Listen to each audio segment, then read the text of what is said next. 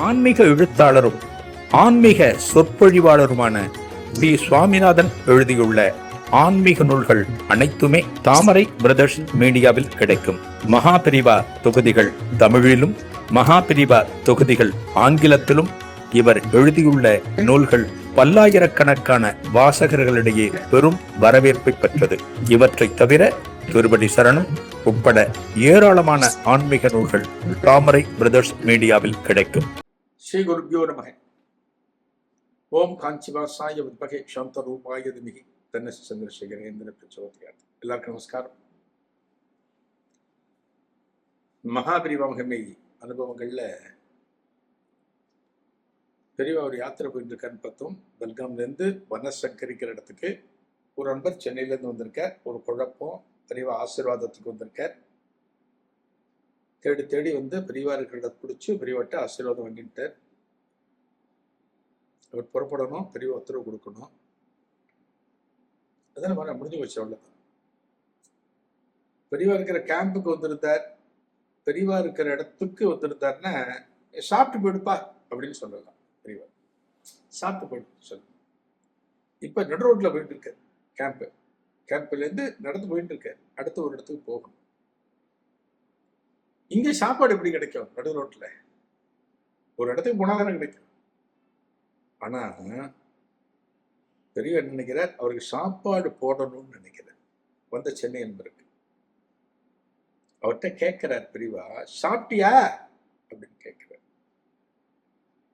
அவர் சொல்ற, இல்ல பெரியவா, உங்களை தரிசனம் பண்ற வரைக்கும் சாப்பிடக்கூடாதுன்னு ஒரு வைராக்கியமா வந்தேன். இனிமே தான் போறப்ப சாப்பிடணும் அப்படின்னு. சரி சாப்பிட்டு போடு, ஜாக்கிரதை. அதான் சொல்லணும். பெரியவருக்கு சாப்பாடு போடணும்னு நினைக்கிறேன். சாப்பிடாம வந்திருக்க, ஊர்ல இருந்து கிளம்பினதுல இருந்து பெரியவாளை பார்த்த பிறகுதான் சாப்பிடணும்னு நினைச்சிருக்க. பெரியவாளை பார்த்தாச்சு, உடனே அவருக்கு சாப்பாடு போடணும். எங்க போட முடியும்?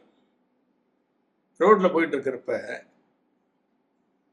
எப்படி போட முடியும்? பெரியவா பார்க்க அவருக்கு கைங்கரியம் என்ற தொண்டர்கள்ல ராமகிருஷ்ணன் ஒருத்தர். ராமகிருஷ்ணா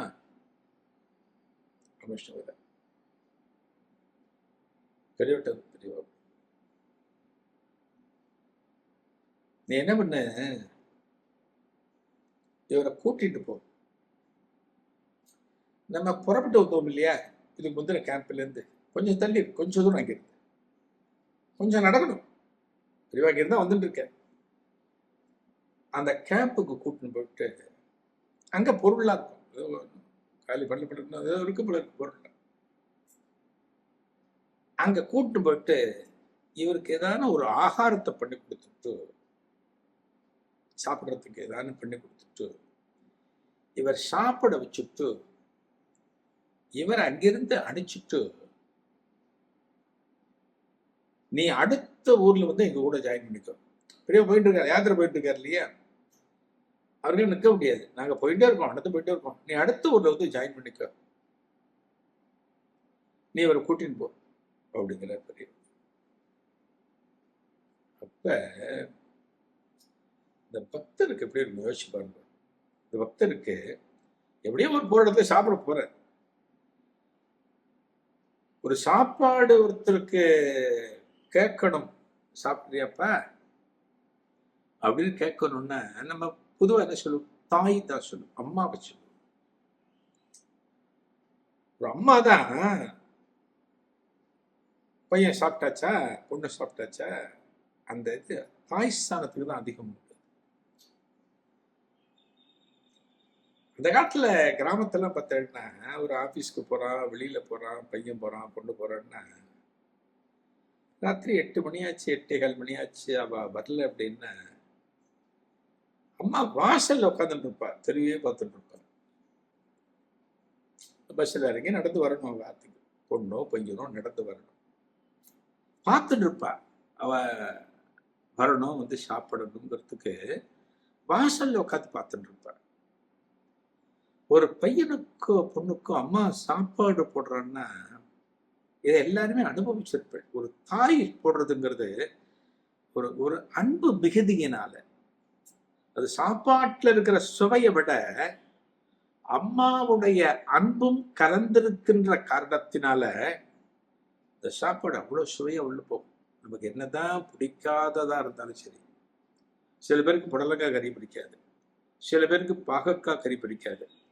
என்ன பிடிக்காததா இருந்தாலுமே ஒரு தாயார் பரிமாறுகிற போது அன்பும் கலந்திருக்கின்ற காரணத்தினால சாப்பாடு உள்ள போயிட்டே இருக்கும்.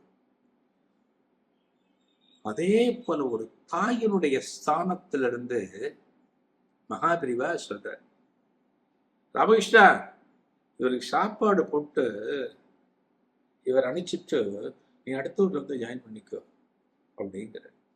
ஒரு ஆசாமிக்காக ஒரு சிப்பந்திய ஒரு இடத்துக்கு அனுப்பிச்சு அவர் ஃபுட்டு தயார் பண்ணணும். இவருக்கு ஏதோ தயார் பண்ண, ஒரு உப்புமாவோ ஏதோ ஒன்று, ஒரு சட்னியோ ஏதோ ஒன்று தயார் பண்ணி ஒன்று போடணும். ஒன்று நீ போற வழியில பார்த்துட்டு போயேன், ஹோட்டலில் சாப்பிட்டு போயிடு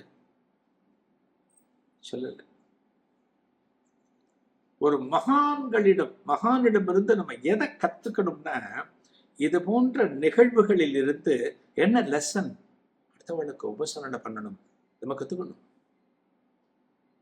அடுத்தவளை உபசரணை பண்ணணும். உங்க வீட்டுக்கு ஒருத்தர் சாப்பிட வராரா, சாப்பிட போருமா, கொஞ்சம் கொண்டு வரட்டுமா, 2 இட்லி சாப்பிட்றல, சட்னி ஊற்றுமா, தயிர் ஊற்றிக்கிறல கேட்கணும். இன்னைக்கு உபச்சாரம்ங்கிறது எப்படி இருக்கு? நம்ம வீட்டுக்கு ஒருத்தர் சாப்பிட வராருனாலே பாதி பேர் கதி கலக்கிற, அடப்பா நீ வந்துட்டானே என்னத்தை தயார் பண்றது. இன்னைக்கு நிலைமை எப்படி இருக்கு? எல்லாருக்கும் நேரம் இல்லை. உண்மை அது, எல்லாருக்கும் நேரம் இல்லை. ஒரு பசுக்குன்னு ஒரு நோட்டிபிகேஷன் இல்லாம ஒருத்தர் வந்து இருக்கிறாருன்னா முடியல, நம்மளால சமாளிக்க முடியல. ஆனா பாருங்க, நமது கலாச்சாரத்துல எது சிறப்பாக சொல்லப்பட்டிருக்கிறது அப்படின்னா அதிதி உபச்சாரம். ஒரு அதிதி உன் வீட்டுக்கு வர்ற ஒரு ஆசாமிய நீ சந்தோஷமா திருப்திப்படுத்தி அவரை அனுப்பணும். இதெல்லாம் பெரிய விஷயம் இந்த காலத்துல. நானும் நீங்களும் பின்பற்றலாம், கொஞ்சம் கஷ்டப்பட்டா பின்பற்றலாம். ஒரு மகான் பாருங்கோ, அத்தனை பேர் கலந்துக்கிற ஒரு யாத்திரையில ஒரு தனிப்பட்ட நபருக்காக மகாபெரிவர்த்தர் அடிச்சு சாப்பாடு போட சொல்றாருன்னா அவர் தான் நமக்கு எல்லாம். தாயுமானவன் அவர் தான் எல்லாம். அடுத்த நிகழ்வில் புதிய அனுபவத்தை காணலாம். நன்றி, வணக்கம். ஆன்மீக எழுத்தாளரும் ஆன்மீக சொற்பொழிவாளருமான பி. சுவாமிநாதன் எழுதியுள்ள ஆன்மீக நூல்கள் அனைத்துமே தாமரை பிரதர்ஸ் மீடியாவில் கிடைக்கும். மகாபெரிவா தொகுதிகள் தமிழிலும், மகாபெரிவா தொகுதிகள் ஆங்கிலத்திலும் இவர் எழுதியுள்ள நூல்கள் பல்லாயிரக்கணக்கான வாசகர்களிடையே பெரும் வரவேற்பை பெற்றது. இவற்றை தவிர திருப்படி சரணம் உட்பட ஏராளமான ஆன்மீக நூல்கள் தாமரை பிரதர்ஸ் மீடியாவில் கிடைக்கும்.